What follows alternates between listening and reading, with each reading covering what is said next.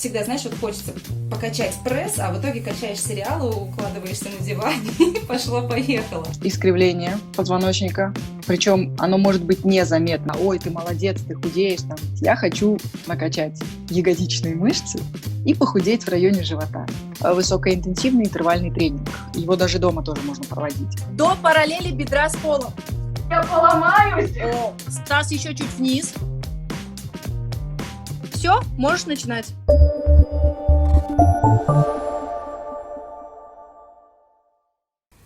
Друзья, всем привет! Мы продолжаем цикл дистанционных видеоинтервью, и сегодня поговорим вот о чем. Я уверена, что многие из тех, кто еще в мае ушли в режим самоизоляции и, может быть, до сих пор продолжают работать на удаленке, они заметили, что когда ты очень много времени проводишь в квартире, то там появляется настоящий бермудский треугольник.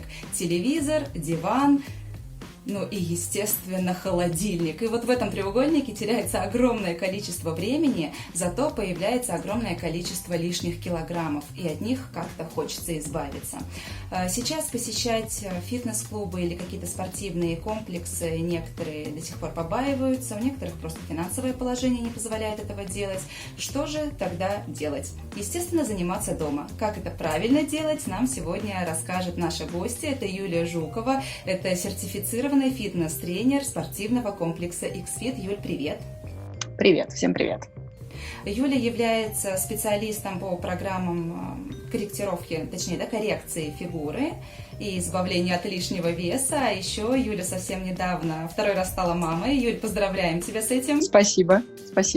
Но по Юле особо-то незаметно, что недавно она родила лялечку, потому что Юля всегда ведет достаточно активный, правильный, спортивный образ жизни. И, Юль, вот в связи с этим вопрос, так всегда было или на каком-то жизненном этапе ты поняла, что это самый верный путь? На жизненном этапе, когда у меня родился первый ребенок, после того, как пришла пора выходить из декрета, я поняла, что я не хочу возвращаться в офис, и что я хочу быть в спорте. И так и как раз на тот момент стали строить наш фитнес-клуб, и был набор на тренера. И я пошла, и меня взяли. Все просто. То есть, получается, у меня работа мечты, плюс за это деньги получаю. Отлично. Но плюс, я знаю, ты и на велосипеде катаешься, и баскетболом увлекалась. Баскетбол, я мастер спорта по баскетболу, это основной мой вид спорта. Велосипед, сноуборд, скалолазание, все со мной, все пробуем, все делаем. Супер, всегда восхищалась такими людьми, я не знаю, чего не хватает мне, то ли мотивации, то ли силы воли, но для меня там обруч покрутить раз в неделю или через скакалку попрыгать, это прям настоящее такое совершение, настоящий подвиг. Всегда, знаешь, вот хочется покачать пресс, а в итоге качаешь сериалы, укладываешься на диване и пошло-поехало. И я уверена, таких людей очень много, но головой ты понимаешь, что в здоровом теле всегда здоровый дух. И давай об этом, Юль, тоже поговорим. Сидячий образ жизни, малоподвижный, к каким проблемам со здоровьем он может привести?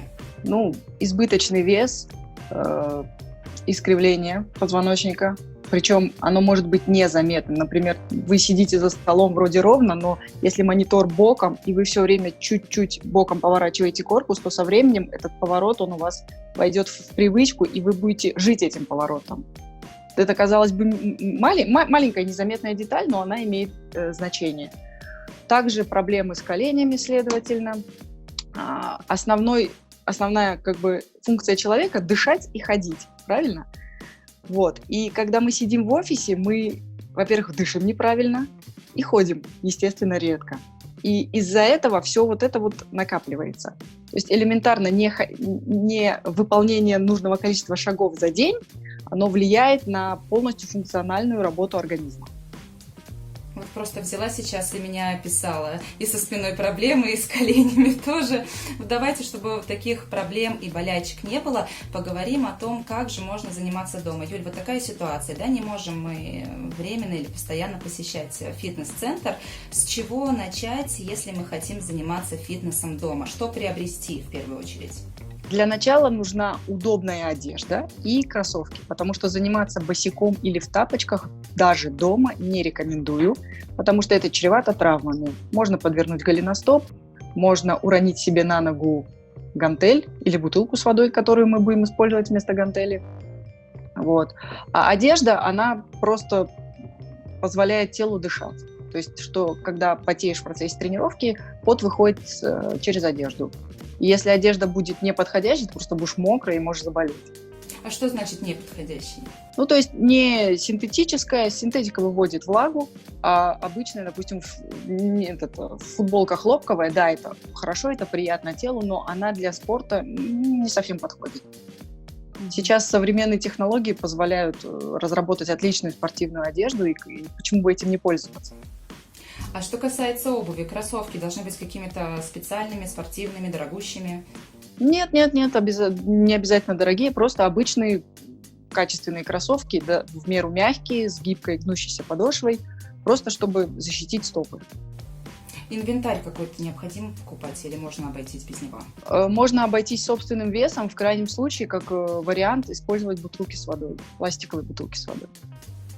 Юль, а есть разница, когда заниматься, утром или вечером? Тут зависит от человека. Тут просто нужно попробовать проснуться там в 5-6 утра. Кому-то комфортно, мне, например, нет. Кому-то комфортно вечером. То есть вот в этом вопросе нужно исходить из собственного удобства. Как комфортно, так и занимаешься. А сколько вообще времени за тренировками надо проводить в среднем в день для того, чтобы всегда быть в форме? Вообще достаточно 15-20 минут. Есть такие тренировки, называются высокоинтенсивный интервальный тренинг. Его даже дома тоже можно проводить. Вот. Он, в принципе, длится 20-30 минут, и этого достаточно. Ты за эти 20-30 минут проработаешь все тело и так, что тебе еще на 2 дня хватит. И вообще рекомендуется заниматься 3-4 раза в неделю, то есть дни восстановления тоже обязательно должны быть, иначе можно себя загнать и не добиться никакого результата. Юль, вот у меня очень часто так происходит по жизни, я набираю вес, потом понимаю, что уже не вмещаюсь ни в одни штаны и начинаю его активно сбрасывать. И если раньше мне хватало небольших каких-то тренировок ежедневно, вот как ты сказала, минут по 15, я попрыгала, я побегала, сама для себя какой-то комплекс упражнений подобрала, и вроде как фигурка вернулась вот в нужное русло. А сейчас недостаточно таких упражнений. Почему так происходит? Почему с возрастом сложнее? С возрастом сложнее, потому что все процессы в организме замедляются. Плюс, учитывая образ жизни постоянно, и одно дело ты постоянно двигаешься, одно дело ты постоянно сидишь. Плюс, рожавшие женщины, это никто не отменял. Это тоже влияет. Каждое рождение ребенка, а у нас в семьях их по 3-4, это колоссальная нагрузка на организм, после которой организм не всегда восстанавливается. И, конечно, все это влияет в том числе на похудение. Юль, а можно ли с помощью упражнений похудеть, так скажем, локально? То есть в целом моя комплекция устраивает, но появились бока, появились ушки, или там на колени что-то неприятное наплыло. Вот только вот эти места можно как-то подкорректировать? Вообще локально не худеют. Худеют всем организмом, к сожалению. Потому что это один из первых вопросов, которые задают люди, которые приходят в клуб. То есть я хочу накачать ягодичные мышцы и похудеть в районе живота. Сорян, так не бывает. Работаем над всем телом, и худеет, естественно, все тело.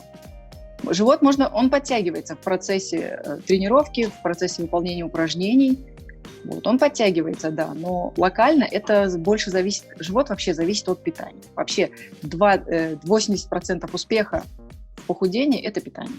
Правильное питание, не диета, не ограничивание себе в каких-то продуктах. Правильное питание и спорт.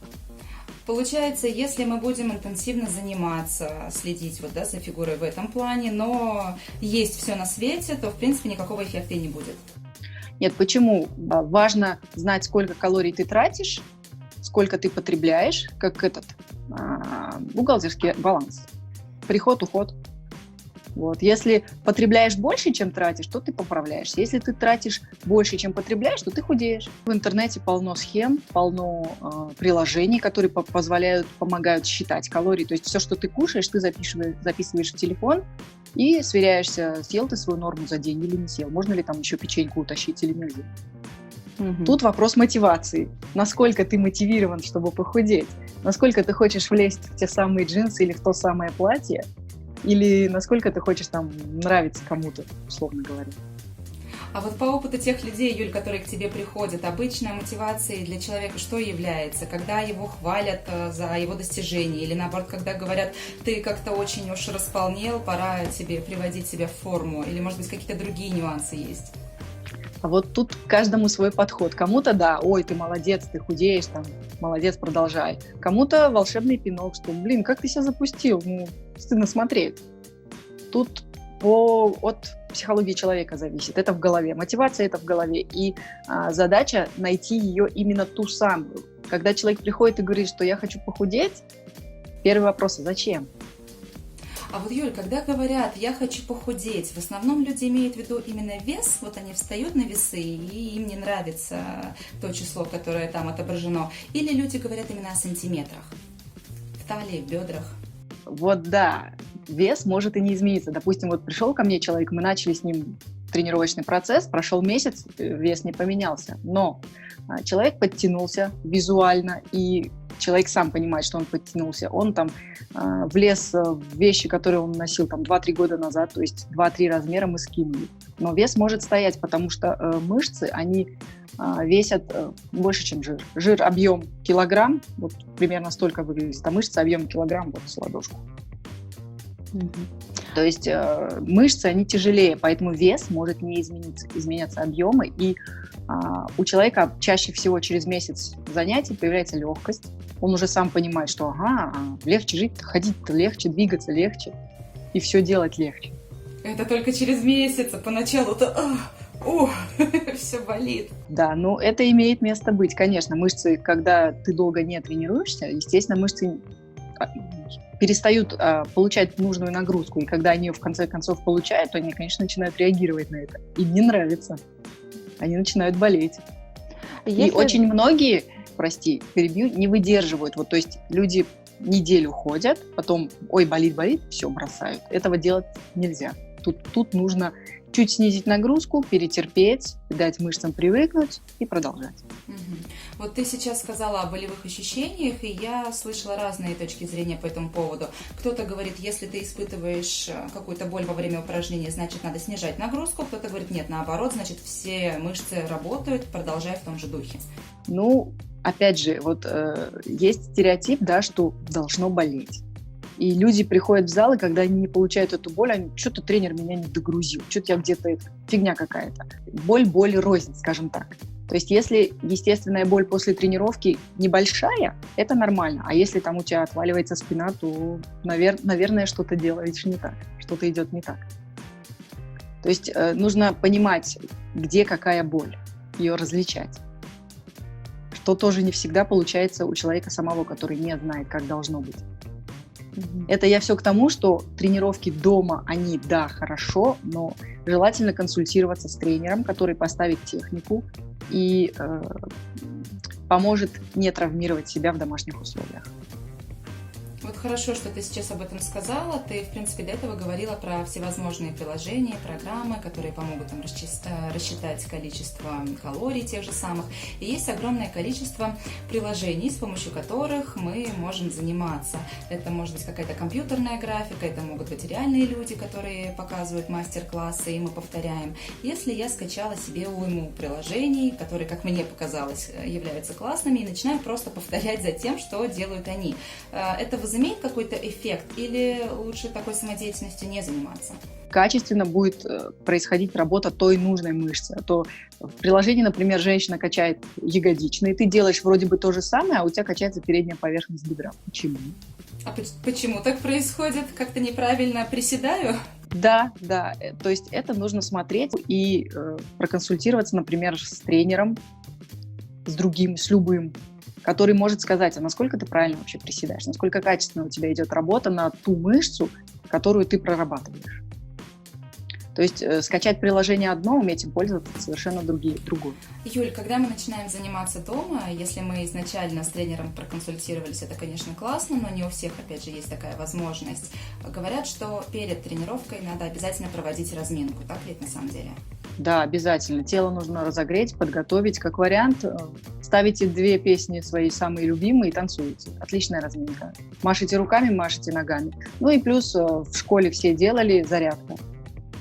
отлично подходит. Задача разминки — подготовить тело и суставы размять. То есть покрутить плечами, локтями, кисти, колени, таз. Все, вы готовы к работе. И после тренировки рекомендуется обязательно заминка, то есть растяжка от тех мышц, над которыми вы поработали. Это значительно уменьшит боль в мышцах и вообще поможет почувствовать легкость. Потянуть мышцы, там, тут растянул, так погнул, то есть удлинил мышцу. Она у тебя во время тренировки сокращается, работает, а тут ты ее удлинил, дал ей расслабление. Ну и теперь от теории перейдем к практике. Юля нам проведет небольшой мастер-класс.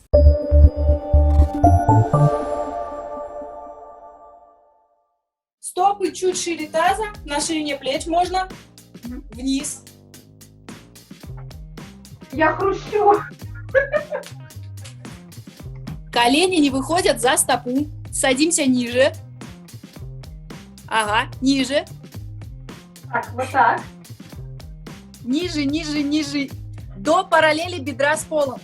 Я поломаюсь. О, спина прямая. Спина. И живот. Отлично. Вверх, подъем. Я всю жизнь это делала Продолжай. неправильно. Да, хорошо, молодец. Всё. И таких достаточно 3 подхода по 10-15 раз. Так, это первое. Это для укрепления ног. Это для ног. Да. Дальше. Для груди самое стандартное отжимание. Проще некуда. Есть куда. Просто полежать. Меня слышно? Да, И теперь надо, чтобы меня было видно. да.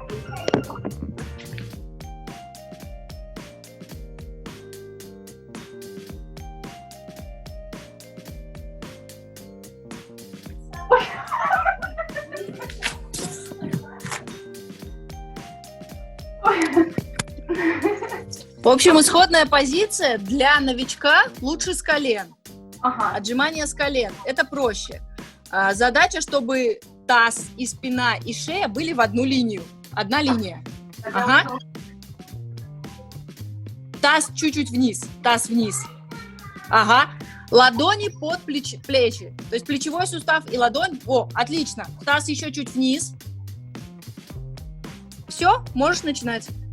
Это исходная позиция. Да, молодец. И вверх. Вниз и вверх. Супер.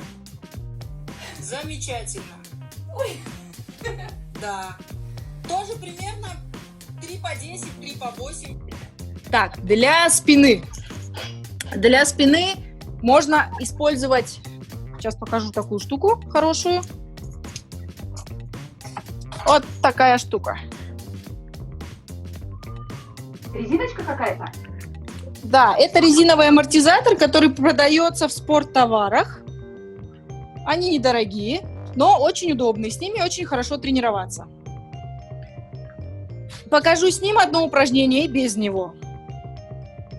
Так, садимся. Вытягиваем ноги.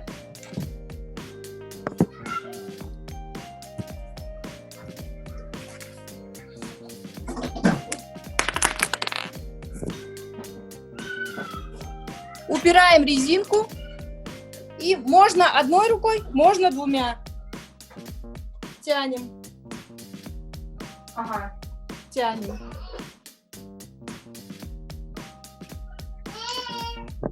И еще одно упражнение, тоже для мышц спины. Ложимся на пол, вытягиваем руки-ноги, поднимаем корпус, разводим руки, сводим лопатки, да, возвращаем и опускаемся вниз. А при грыже это можно делать? Да.